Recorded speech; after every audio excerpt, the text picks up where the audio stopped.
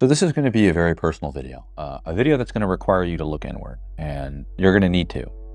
Now, if you've been somebody who's been in relationships and you've constantly been dissatisfied with them, you're either a victim of narcissistic narratives that you adopt as a form of protection from your vulnerabilities, or you're somebody who hasn't addressed the deeper commitment to life that you need.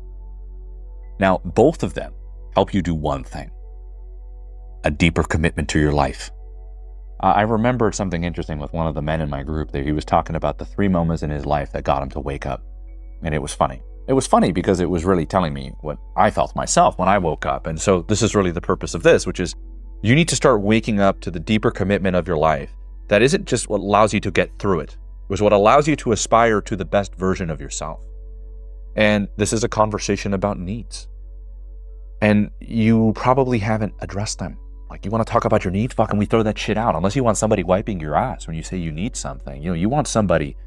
The only way a need can ever be met is in its truest form, meaning that a need is something that could be only met in its authentic expression, as in it could only be met through the synergetic existence of someone else fulfilling that as much as you enjoy having it fulfilled.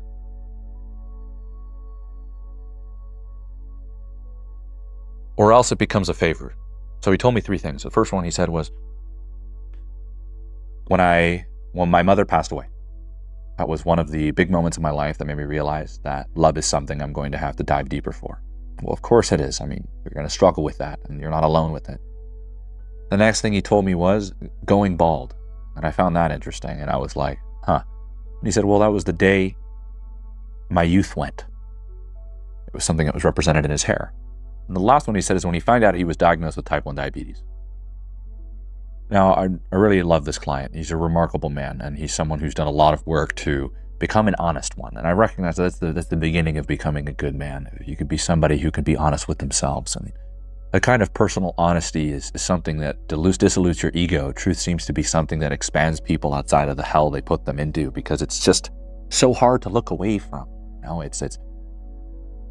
It's the beginning of freedom. It's the digestion of God. It's the incorporation of imagination in a world that's bereft of it.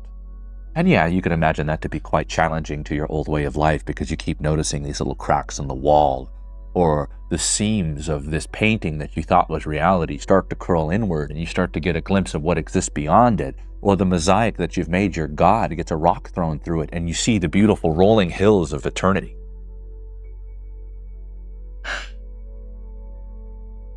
So really what he was talking about are these vulnerabilities that we all have, mortality. And he was also telling me how afraid he is. He's afraid of love. Yeah, of course he is. He doesn't know it. He's also afraid of death. It's another one. He's running from that. And losing your youth is a reminder that this life isn't forever. For a long period of my life, I enjoyed being a teenager, not for the reasons that people think. It wasn't because I had a lot of freedom. I didn't have a lot of freedom. I had the ability to disassociate and tell myself somehow things will magically work out. And I lived in that space. And I love that being young was like, I have time. I could waste it. You want to see how that looks in a relationship? Try it out. I can tell you, it's one of the worst possible manifestations of your life. Yeah, I have time. Let me waste it. Yeah, and you might just do exactly that until you realize you don't have time. So there were things that got me to wake up, and I found what my client said was quite relatable, because, I started to wake up when I was looking at my hairline. That became the new sport. I was looking at my Norwood zero went from a Norwood 0 to a 0.5. And my whole life became vainful, self-obsessive. And you can even say, well, that's the product of people not integrating their fear. And then now we even have these narratives of these narcissistic narratives that pop up that get us more and more self-obsessed and less connected to ourselves. And you could say that's a difference. One is the reflection, one is the being itself. And the being itself is through life.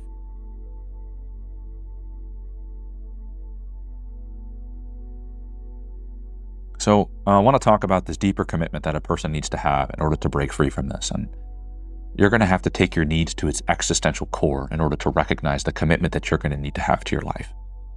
A lot of the time, I'd say majority of people, when they tell me that they're not satisfied in their relationships or they're not satisfied in their life, I recognize that they go hand in hand. And if you ever want to see what quantifies a poor relationship, just remember it's your poor commitment to life. And a poor commitment to life is a very important conversation to have, which is to what extent do you live it, and to how deep do you live it, and how deep are you willing to go with what's presented before you in its darkness and its manifestation of sadness or pain, or perhaps everything that your ego would try to push away. And I noticed something about a need, and the conversations of needs came to mind because I wanted to integrate two topics. One of them is your commitment to life and the importance of investigating your needs to the point to where it no longer becomes something you expect others to do for you. So here's a need. A need is a need for attention, a need for security, a need for recognition, a need for significance. Now, where do you get these needs from is the real question. And how do you want to go about getting these needs? Somebody with a very poor commitment to life has not addressed the vulnerabilities around this conversation, right? Which is, like, okay, you talk about attention. We all need attention. Now, have you ever seen somebody that hasn't integrated it? They become a full-blown narcissist. And you might go, well, that's a little heavy to say. It's actually really not, because what happens to children if they don't get it is they find mechanisms to do it, and then those children becomes adult and they still have those mechanisms, and they become progressively less and less aware with the capacity of a dragon. So yes, it becomes very dangerous to be around certain people, and they don't even understand that about them. So they're walking around with a tail and they're whipping everybody that they love, and they don't even know that's what they're doing. And so you could even say that's the worst part, is that they don't know.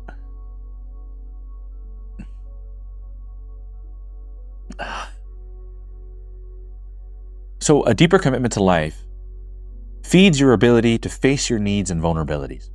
And I recognize that's true for me too. And it was scared, fear, so much fear.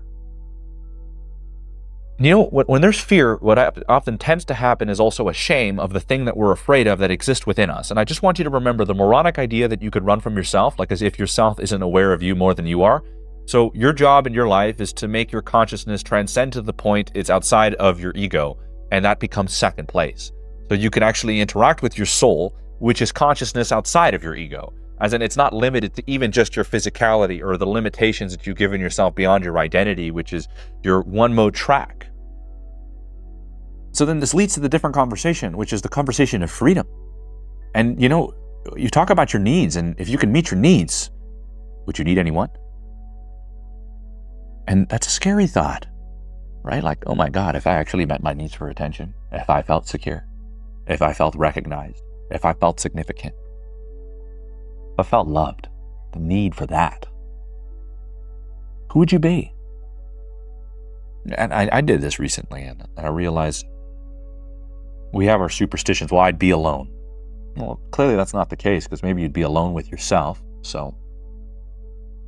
And also, you'd probably be far more delightful to be with, because you would understand the value of your own company, so you wouldn't look to share it so easily with just everybody. Well, maybe perhaps your need for security, so now you no longer attach yourself to delusions, because you see, this is the existential core I'm talking about. Your survival systems, your instincts, they exist with a very real component, and they're good, because your survival systems are good. You don't want to create distance from them. You want to be able to address how they rely on probability of your survivability based off past experiences. So you don't want to get rid of that. You want to incorporate that. Yet it's not the whole picture. Because here's the thing that happens when you heal somebody. When you heal somebody, you don't just put them back in the room with the tiger that scratched them. No, you get them to recognize what really was triggered in the face of something primal. So the way that you heal someone is through the incorporation of divine perspective, like I said, the existential core of what you would believe to be a primal need. We need things like sex. We need things like connection. We need things like attention. We need things like recognition. We need things like love. We need things like significance, right? But have you ever recognized that you're living unconsciously with all of those needs as an expectation on others? And by the way, they're not just on anyone. They're on the people that you want to get closest to. So what you've said in other words is, everything that I want to be met cannot be met because I have not even recognized them. Which happens, two things happen. Somebody either slips under the seams and you tear that person apart and you lose your shit.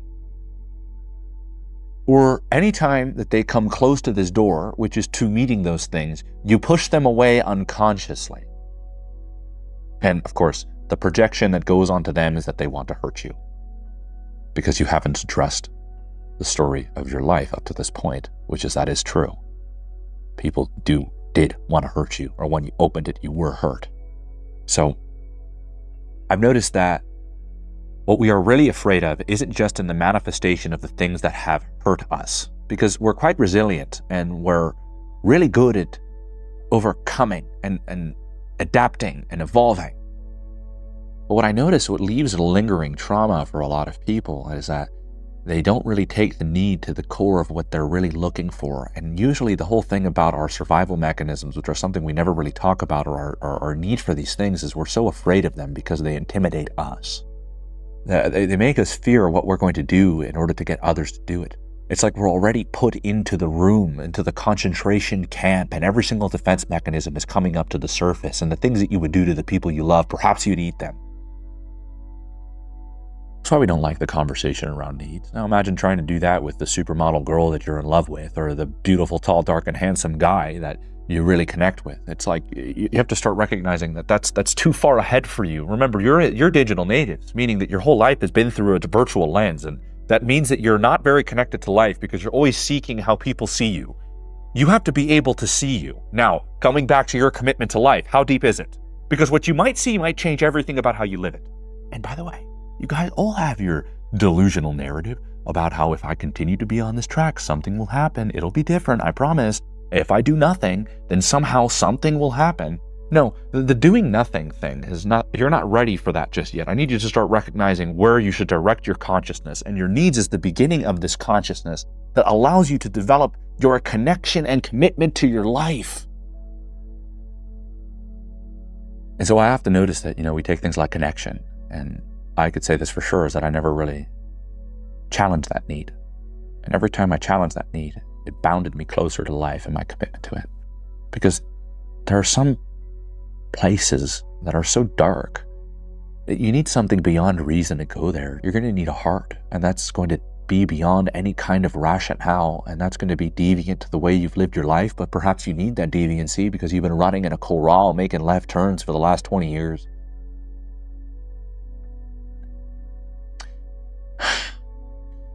So the need for connection, that's a need. I didn't like the answer because I found it. And the answer was the thing that scared me most, is you connect with you. You learn it. And I never felt safe in relationships because how can you be? I mean, imagine you found out you're an animal, and if you're not fed, you'll kill people, okay? That's a truth about human nature. Now, what if your needs were leveraged against you and you had a big ego? Your likelihood of cheating increases. Lying, manipulating, using, all the dark words. And I notice that's true for me because I could speak for myself. And then that comes back to your commitment to life, because where you're going to go is a place that's so dark that maybe you could see the light of God. Now, the recognition of this creates somebody who has not just transcended their needs because they don't need them and somehow they're Gandhi. No, this is somebody who has experienced transformation through a deep connection with their vulnerability, and their needs were the path. And the whole thing about going down this is that you're constantly tested with your commitment to life. Like, is this version of you just a facade? Are your dreams just mere fantasies you tell yourself to cope with the harshness of reality? Or is there truth? The harshness of reality is binding to these dreams being a truth in this world, because there are those who are courageous enough to live with those things in their heart, and they live and succeed despite that. In fact, actually, through it, with it, it shapes them. And this time they're actually being taught that those things were not just broken dreams, but dreams that were birthed through reality. And perhaps maybe what you let go of was every grandiose narrative or every single little egotistical, self-fulfilling prophecy of how things are supposed to be. And you experience how things are. And then you could say, well, that's humility and healing. So the need for connection, that's the big one. It's the one I want to spend more time on. Who wants to be dependent on others? Where do you feel connection? Where do you get it? Where do you feel significant? Where do you get it? Where do you get recognition? Where do you get it?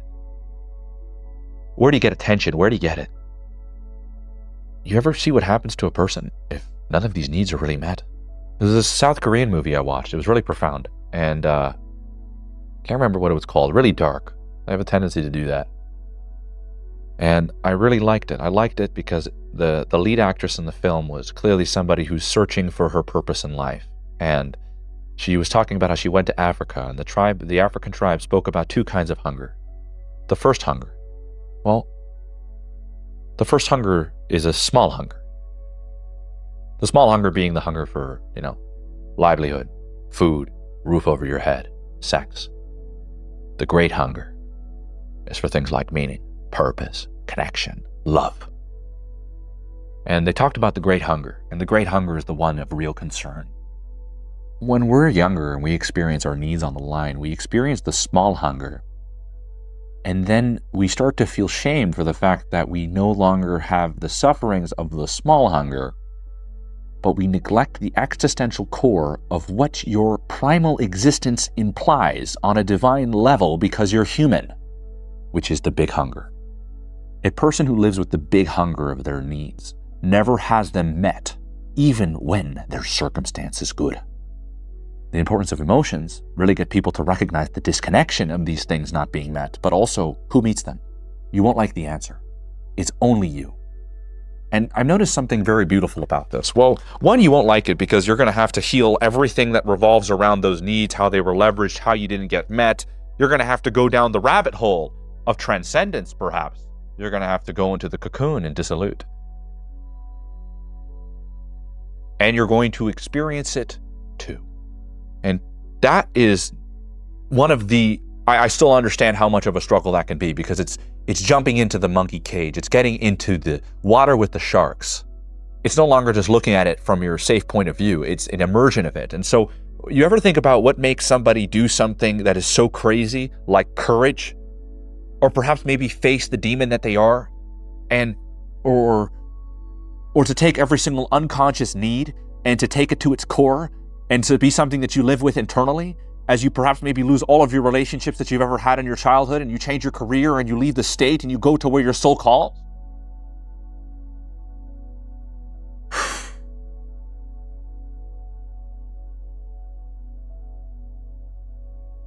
The movie Pulp Fiction is the one thing I'm going to end this with. You probably weren't expecting that. My favorite scene in the movie is where Samuel Jackson and John Travolta nearly get shot by this one guy kicking down the bathroom door. The movie is playing onto themes like redemption and forgiveness and salvation, and what exactly that quantifies. And Samuel Jackson goes, "Did you see that?" He looks at John Travolta, and he goes, "See what?" He's like, "We should be dead right now. I just witnessed God." And John Travolta's like, "What do you mean, man? Like, we just got lucky. That happens." And he's like, No, we didn't just get lucky. I witnessed a miracle. I'm done. I'm quitting. My job as a killer is done. One of the most profound scenes in cinema is the effects that he had in a recognition that he's not a good man, and he would accept that he would spend the rest of his life a wanderer because of something that he's recognized about reality that has bound his commitment to it significantly. It's no longer something he lives unconsciously. He recognized the higher power in this relationship, and it was the very thing that threatened his life. And he's at the diner.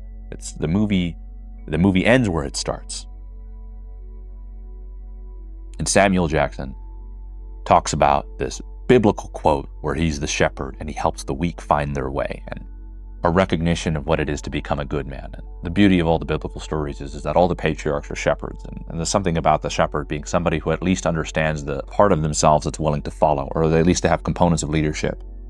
And they're aware of how the weak do manifest itself as sheep, and they need guidance. Yet this is the process of them becoming a good man. All the biblical stories have the arc of that individual and showing how they become a good man at the end, somebody worthy of that divine connection, a change in their name, or a big action that they took that made those things that they believed real. And this comes down to your fundamental commitments.